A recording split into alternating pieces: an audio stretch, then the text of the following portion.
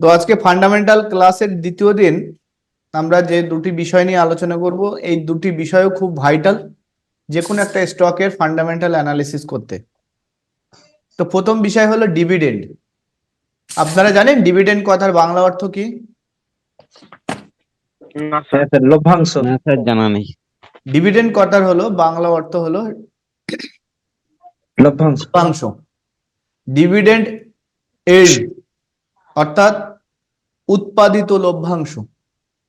তো আমরা উৎপাদিত লভ্যাংশ।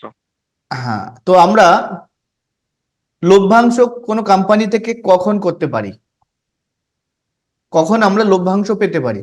যে কোনো ব্যবসার লভ্যাংশ আমরা তখনই পাবো যখন কোম্পানিটা লাভের মুখ দেখবে, অর্থাৎ প্রফিটেবল থাকবে, তাই প্রফিটের একটা পার্ট আমরা পাবো, তাই তো? হ্যাঁ স্যার। যে কোম্পানি লসে থাকবে সে কোম্পানি কখনো লভ্যাংশ দেবে না, অর্থাৎ ডিভিডেন্ড দেবে না। এবার কোনো কোনো কোম্পানি বছরে একবার ডিভিডেন্ড দিচ্ছে, কোনো কোনো কোম্পানি বছরে দুবার ডিভিডেন্ড দিচ্ছে। তো কোম্পানি ডিভিডেন্ড কখন দেয়?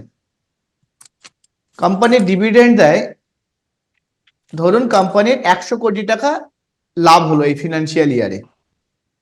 তো কোম্পানি এই 100 কোটি টাকা মধ্যে প্রথমে চেষ্টা করবে কত টাকা নতুন বিজনেসে ইনভেস্ট করা যায়।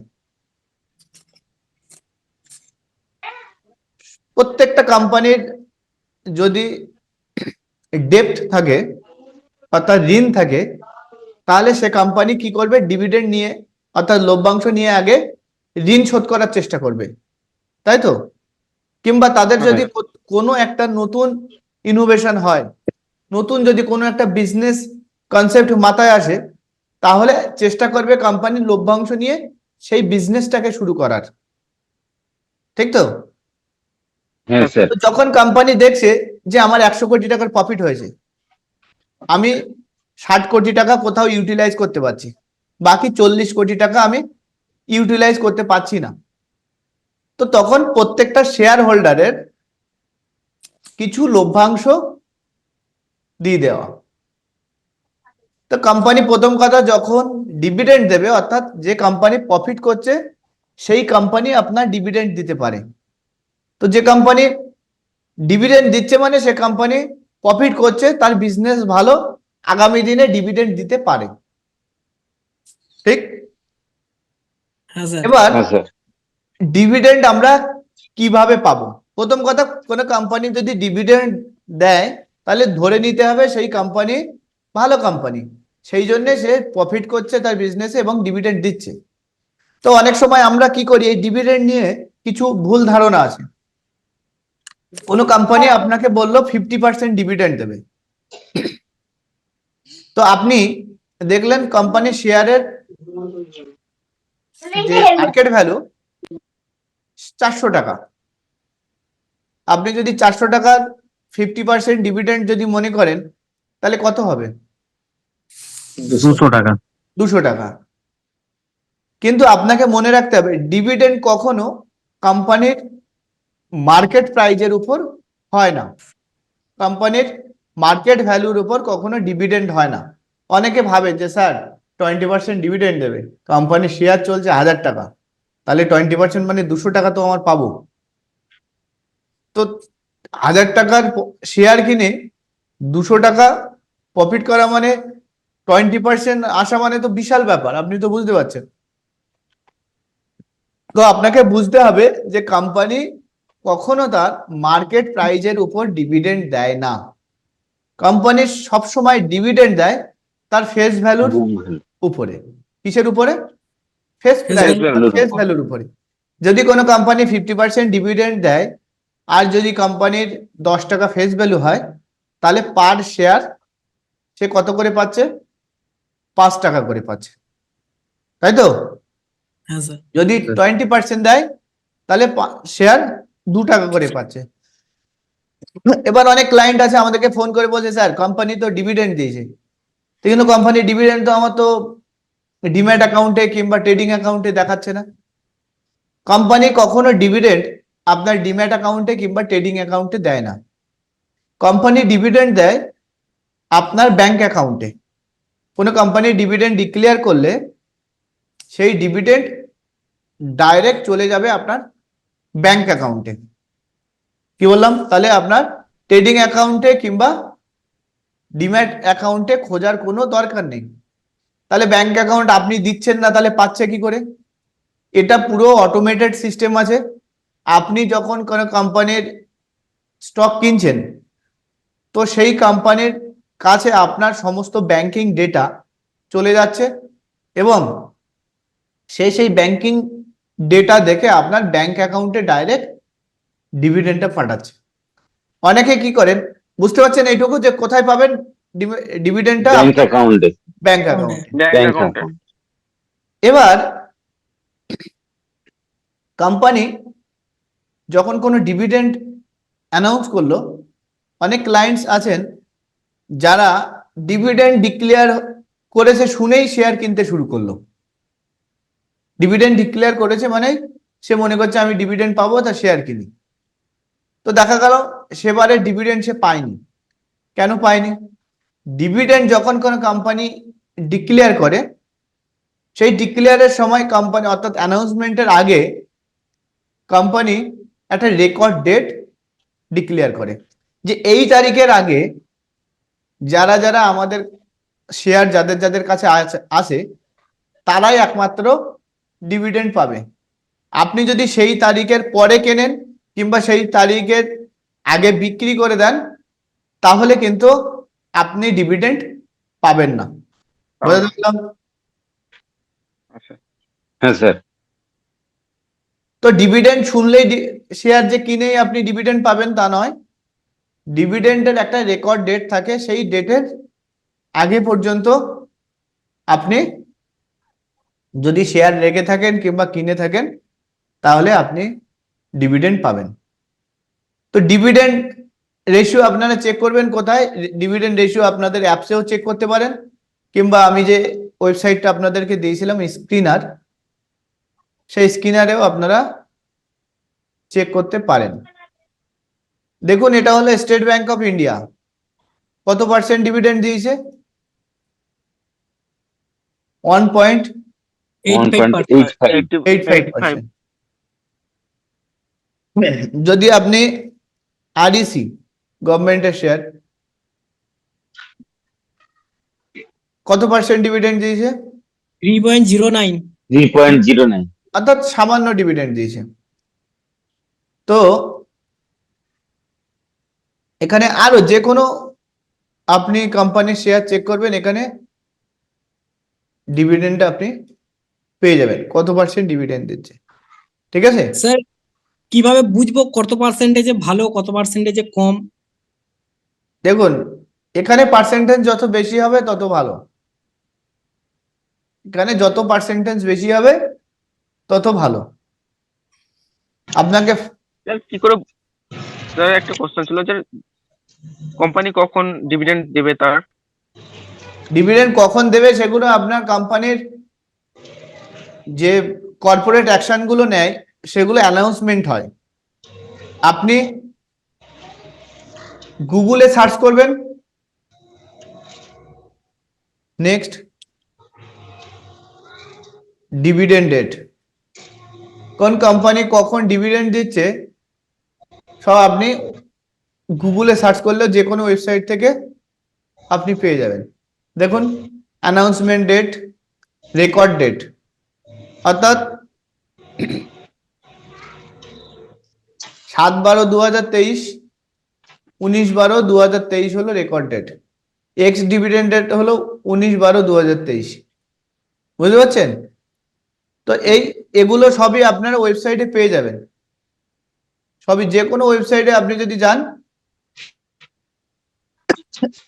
আপনি কিন্তু কবে কত পার্সেন্ট ডিভিডেন্ড দিচ্ছে সবই আপনি পেয়ে যাবেন। যে কোনো ওয়েবসাইট, ডিভিডেন্ড ক্যালেন্ডার, নাসডাকের, এটা আমেরিকান কোম্পানি, এর ডিভিডেন্ড ক্যালেন্ডার, আমাদের এনএসই ও ডিভিডেন্ড ক্যালেন্ডার আছে। কোথায় পাবেন সেগুলো আমি পরে দেখিয়ে দিচ্ছি। যে কোনো দ্য ইকোনমিক্স টাইমসে যান, ডিভিডেন্ড পেয়ে যাবেন। আপনি 5 পয়সা যে আইআইএফএল এর এ আছে ওয়েবসাইট, প্রচুর ওয়েবসাইট আছে। কত পার্সেন্ট ডিভিডেন্ড দিচ্ছে সব এখান থেকে আপনি। অ্যানাউন্স ডেট কবে? অ্যানাউন্স ডেট এখানে বলছে Kovilpatti Lakshmi roller flour mill limited. Announcement হয়েছে কত? 23/11/2023। রেকর্ড ডেট কত? 22/12/2023। Ex dividend date 22/12/2023। এখানে দেখুন প্রত্যেকটা কোম্পানি কবে কবে ডিভিডেন্ড সব আপনি এখান থেকে পেয়ে যাবেন। ওকে,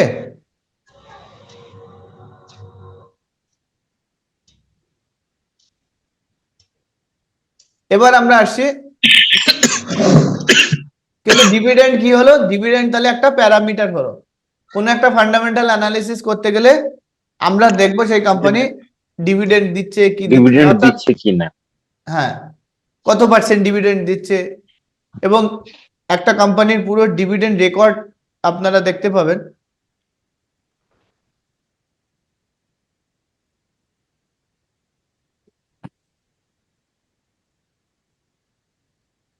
এবার আমরা আসছি প্রফিট লস গুলো পরে বোঝাচ্ছি আপনার। এবার আমরা আসছি একটা ভালো প্যারামিটারে।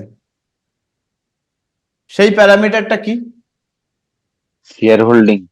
Share holding pattern. দেখতে পাচ্ছেন শেয়ার হোল্ডিং হ্যাঁ pattern. Sir. Share holding pattern কি? শেয়ার হোল্ডিং প্যাটার্ন হলো কোনো কোম্পানির টোটাল শেয়ারের কত পার্সেন্ট শেয়ার কত পার্সেন্ট লোকের কাছে আছে। প্রথম কথা, আপনি কোনো জিনিসের জাজমেন্ট করতে পারছেন না। আপনি কোনো জিনিসের জাজমেন্ট করতে পারছেন না, কিন্তু আপনি দেখলেন যে আপনার পাড়ার শিক্ষিত লোকটা সেই কাজের সাথে ইনভলভ আছে, তখন আপনার কি মনে হবে? যে কাজটা ভালো, হ্যাঁ কি না? হ্যাঁ স্যার। কিছুটা হলেও হ্যাঁ, মনে হবে কিনা যে আমি হ্যাঁ, বুঝি না স্যার। কিন্তু ওই লোকটা বোঝে, ওই লোকটা যখন ভালো বলে দিয়েছে তাহলে ব্যাস নিশ্চয়ই ভালো, হয় কিনা এরকম? হ্যাঁ হ্যাঁ স্যার। স্যার। তো শেয়ার হোল্ডিং প্যাটার্নের মধ্যে দুটো জিনিস আপনাকে মাথায় রাখতে হবে। প্রথম কথা, যে জিনিস প্রফিটেবল সেই জিনিস কেউ বেচতে চায় মার্কেটে? না স্যার। যে জিনিস আগামী দিনে আপনাকে প্রচুর পরিমাণে পয়সা দেবে, ডিভিডেন্ড দেবে, আপনি কি মার্কেটে সেই জিনিসটা বেচে দেবেন? না। সাপোজ আমার যে ব্রোকিং হাউস আছে, এই ব্রোকিং হাউস থেকে পার মান্থ লামসাম 5-6 লাখ টাকার ব্রোকারেজ আসে। তো আমি দেখছি যে আমার 2-3 লাখ টাকার প্রফিট, আমি কি সেটা বেচে দেবো? না। বেচে দেবো কখন? যখন আমার লস হচ্ছে। লস হবে। অনেক সময় লোক সেকেন্ড হ্যান্ড গাড়ি বিক্রি করে দেয়। তো সেকেন্ড হ্যান্ড গাড়ি যখন বিক্রি করে তখন আপনাকে দেখতে হবে যে ও গাড়িটা বিক্রি করছে কেন। গাড়ি যদি এতই ভালো হতো তাহলে আমাদের মনের মধ্যে এই ধারণাটা আসে কিনা যে ও বিক্রি করছে কেন? কোনো একটা জমি গাড়ি খারাপ বলে। ও বিক্রি করছে কেন? তো তখন মাথার মধ্যে এটা আসে যে ও নিজেই ওটার উপর সন্তুষ্ট নয়, তাহলে আমি কেন বিক্রি করব, আমি কেন কিনবো? তো শেয়ার হোল্ডার প্যাটার্ন হলো কোম্পানি যারা তৈরি করেছিল তাদের কাছে সেই কোম্পানির শেয়ার কত পার্সেন্ট আছে। যারা কোম্পানি শুরু করেছিল তাদের কাছে সেই কোম্পানির শেয়ার কত পার্সেন্ট আছে। যত বেশি পার্সেন্ট প্রমোটারদের কাছে, অর্থাৎ যারা কোম্পানি তৈরি করেছিল তাদেরকে প্রমোটার বলা হয়, আর যারা কিনছে তাদেরকে রিটেলার বলা হয়। তো প্রমোটাররা কোম্পানির শেয়ার কেন বাইরে বিক্রি করে দিচ্ছে, তার হিড়িক কেন লেগেছে, এটা আপনাকে দেখতে হবে।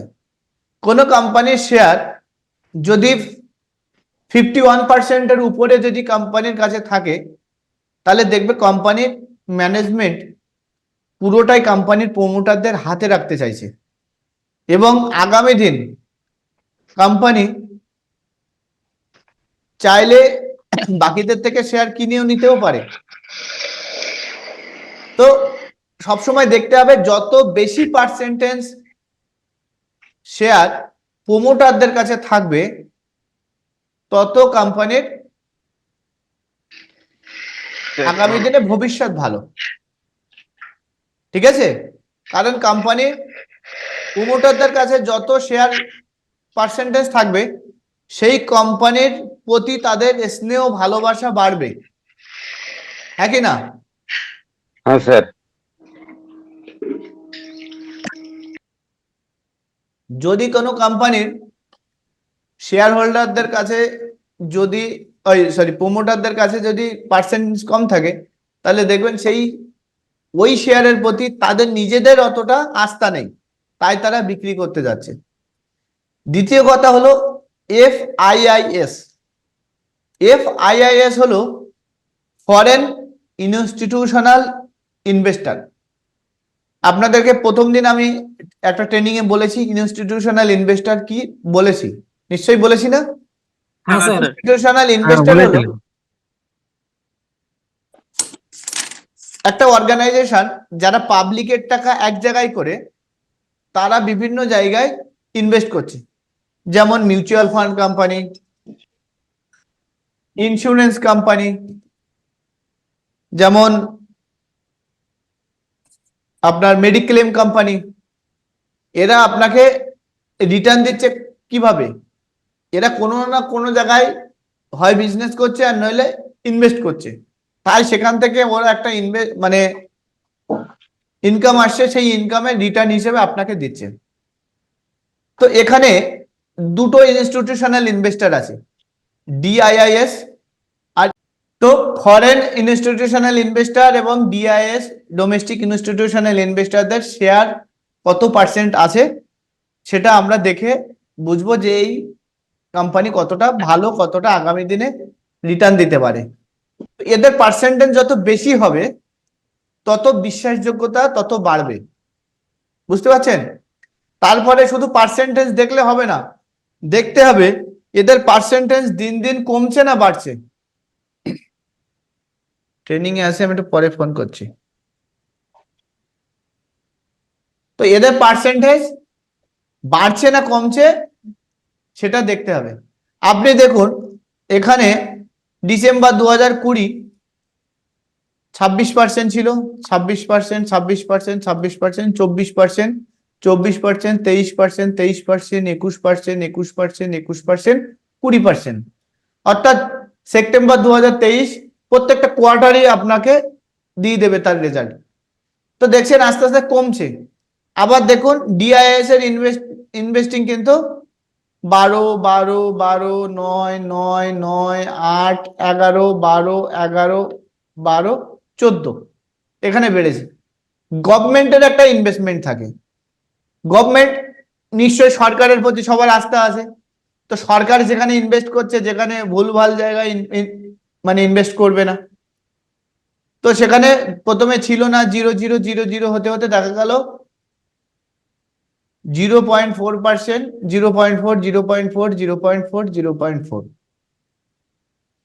এবার হচ্ছে পাবলিক, মানে আমার আপনার মতন রিটেলাররা, তাদের কাছে কত পার্সেন্ট আছে? 8%, 8%, 8%, 11%, 12%, 13%, 15%, আবার দেখুন 13%। এই পাবলিকের পার্সেন্ট নিয়ে আপনার টেনশনের দরকার নেই, ঠিক আছে? আপনাকে দেখতে হবে ফরেন ইনস্টিটিউশনাল ইনভেস্টর এবং ডোমেস্টিক ইনস্টিটিউশনাল ইনভেস্টর, গভর্নমেন্ট এবং প্রমোটার, তাদের কাছে কত পার্সেন্ট শেয়ার হোল্ডিং আছে। ঠিক আছে, যত বেশি থাকবে তত ভাববেন যে কোম্পানি নিশ্চয়ই ভালো, নইলে মানে এক্সপার্টরা এখানে ইনভেস্ট করে না। স্যার ডিএলএলএস টা ফুল ফর্মটা কি বললেন? ডিএলএল নয়, ডিআইআই, হ্যাঁ আইআইএস। ডোমেস্টিক ইনস্টিটিউশনাল ইনভেস্টর, মানে অন্তর্দেশীয়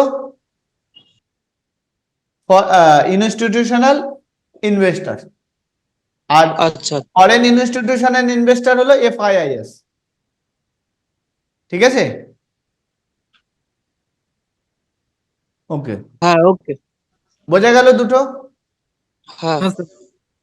তাহলে শেয়ার হোল্ডার শেয়ার হোল্ডিং প্যাটার্নও একটা কিন্তু প্যারামিটার, যেখানে একটা কোম্পানির আপনি ফান্ডামেন্টাল অ্যানালিসিস করতে পারবেন। ঠিক আছে? হ্যাঁ স্যার। ওকে। এছাড়া আজ যে সমস্ত যেগুলো আছে প্রফিট লস, এগুলো একটু অ্যাডভান্স লেভেলের বিষয়, তবুও আপনারা অ্যাকচুয়ালি চোখ বোলালেই বুঝতে পারবেন ভালো কি খারাপ। আপনি যে কোনো ভাবে চোখ বোলালে বুঝতে পারবেন যে প্রফিট হচ্ছে কোন কোম্পানির কত মানে এই দেখুন, মার্চ 2012, মার্চ 2013, মার্চ 2014, মানে এটা হলো ইয়ারলি হিসাব দিচ্ছে। আমাদের অর্থনৈতিক বর্ষ কোন মাসে শেষ হয়? মার্চ মাসে শেষ হয়। মার্চে। হ্যাঁ, তো এখানে আপনার অপারেটিং প্রফিট দেখুন দেখাচ্ছে এসব কোটিতে, রেস ইন ক্রোড। ঠিক আছে? তো আপনার এগুলো আপনি সাধারণ বিষয়, এগুলো যারা মোটামুটি স্কুলে পড়েছে তারা বুঝতে পারবে যে প্রফিট লসটা কি আছে, বুঝতে পারবে। এটা বিস্তারিত আরো আলোচনা করব, কিন্তু আমরা এইখানে বেশিক্ষণ সময় নষ্ট না করে আমরা ক্লাসটাকে আস্তে আস্তে এগিয়ে নিয়ে যাব, যাতে একটা আমরা রেগুলার ইনকামের জায়গায় নিয়ে আসতে পারি। ঠিক আছে? ওকে, যদি কারো কোনো প্রশ্ন থাকে এবার করতে পারেন। এই দুটো বিষয় আজকের বিষয় ছিল।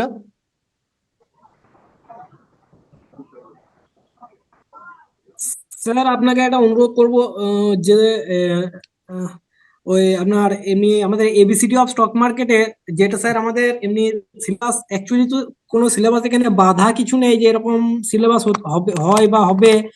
তো আপনার কাছে স্যার যদি কোনো অ্যাডভাইস থাকে সিলেবাসে, তো সেটা যদি একটু আমাদের সাথে শেয়ার করতেন তাহলে একটু সুবিধা হতো।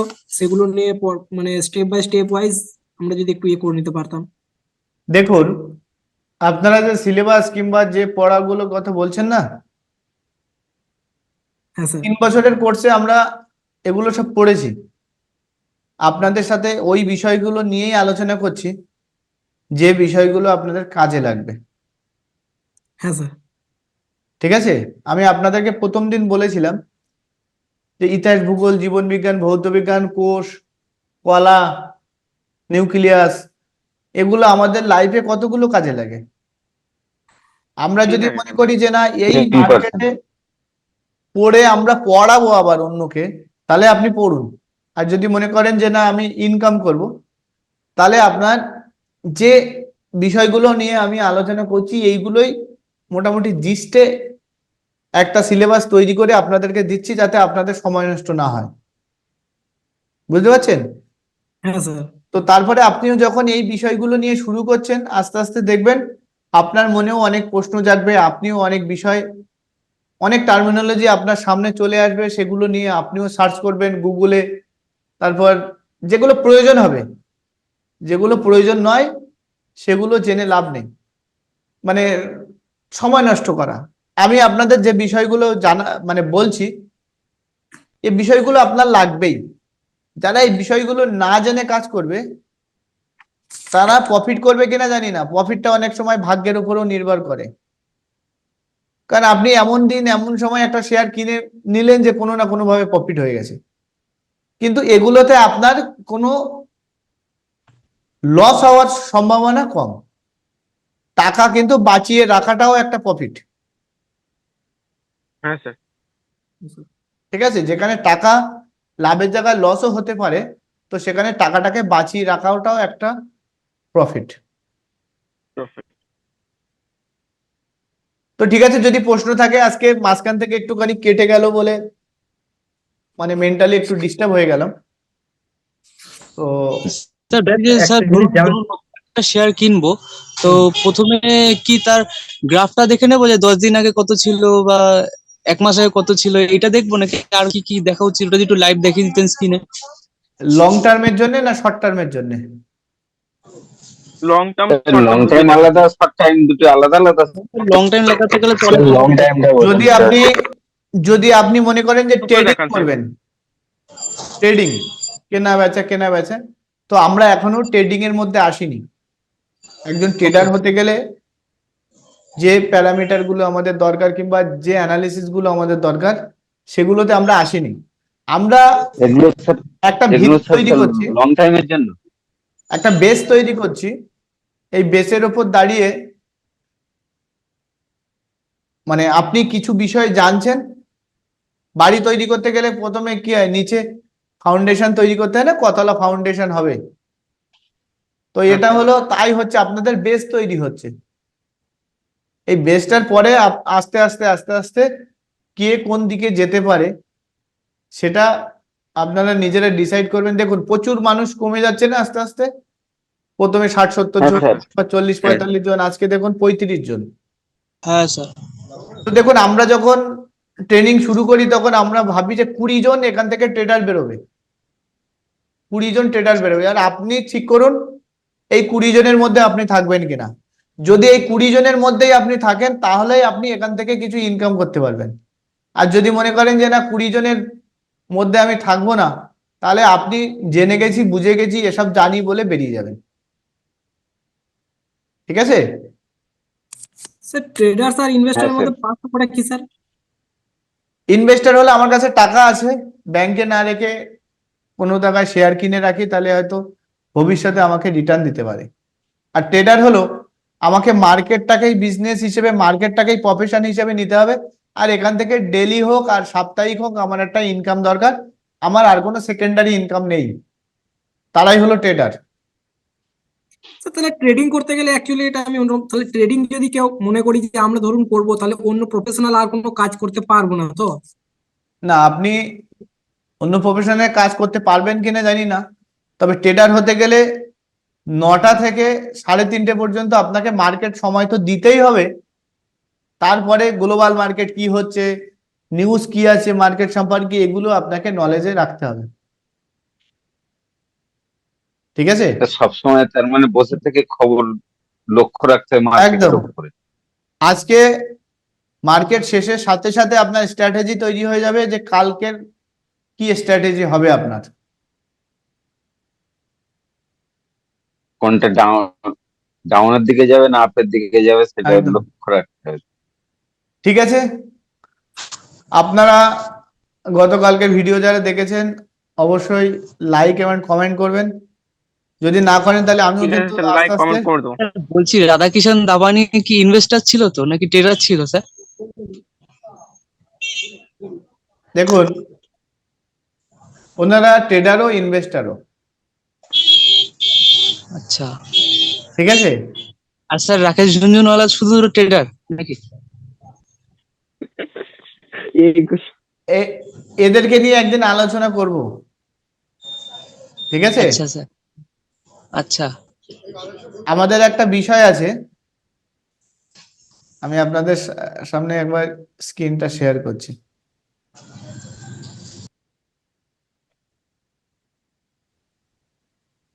শিডিউলড।